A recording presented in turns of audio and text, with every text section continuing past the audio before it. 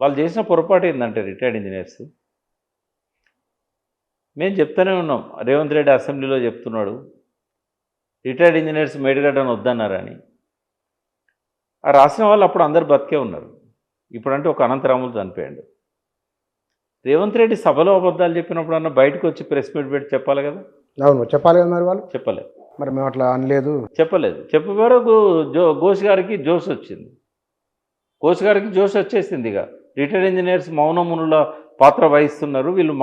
వాళ్ళు తెలంగాణ బిడ్డలు, ఉద్యమంలో ఉన్నారు. వాళ్ళని ఎవరు రమ్మన్నారు? వాళ్ళు ఉద్యమంలో చేత కాకుండా వచ్చి పాల్గొన్న వాళ్ళు. నాకు అనంతరాములు గారు శ్రీకృష్ణ కమిటీ విచారణ జరుగుతున్న సమయంలో మహబూబ్ నగర్కి అక్కడ గద్వాల గెస్ట్ హౌస్కి వచ్చాడు. అంటే గా వయసులో 80 ఏళ్ళు దాటినాక. శ్యాంప్రసాద్ రెడ్డి అయితే మొత్తము అసలు ఆయన ఉద్యమంలో మొత్తం పార్టిసిపేట్ చేశాడు.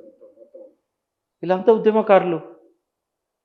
పోనీ అప్పుడంటే వాళ్ళు పాల్గొనలేదు. ఇక జోష్ వచ్చింది కాబట్టి ఘోష్ గారు ఇష్టం వచ్చిన అబద్ధాలు రాశారు. అందులో అబద్ధాలని ఎందుకంటున్నా అంటే ఇదేం నేను ఆయన మోటివ్స్ ఆపాదించడం కాదు. రిపోర్ట్ ఒకటి ఉంటే ఆయన ఒకటి రాశాడు, దానికి భిన్నంగా రాశాడు. భిన్నంగా రాసినప్పుడు అది అబద్ధమే అవుతుంది. ఎందుకంటే డాక్యుమెంటరీ ప్రూఫ్ ఉంది. రిటైర్డ్ ఇంజనీర్స్ ఇచ్చిన నివేదిక మనందరి దగ్గర ఉన్నది. మేడిగడ్డను వాళ్ళు వద్దని లేదని చెప్పడానికి మనందరి దగ్గర ప్రూఫ్ ఉంది. ఎట్లా రాస్తాడు ఘోష్ దాన్ని వద్దన్నాడు, రిటైర్డ్ ఇంజనీర్స్ వద్దన్నారు, ఆ నివేదికను పట్టించుకోలేదనడం ఇంకో పెద్ద అబద్ధం. ఎందుకు అంటే ఆ నివేదికను కేసీఆర్ గారు గౌరవించారు కాబట్టే మిడ్ మానేర్ నుంచి నేరుగా మిడ్ మానేర్కు మేడిగడ్డ నుంచి పైప్ లైన్ వేయలే.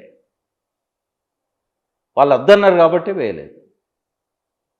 సరే, వాళ్ళు ఒక సూచన చేశారు.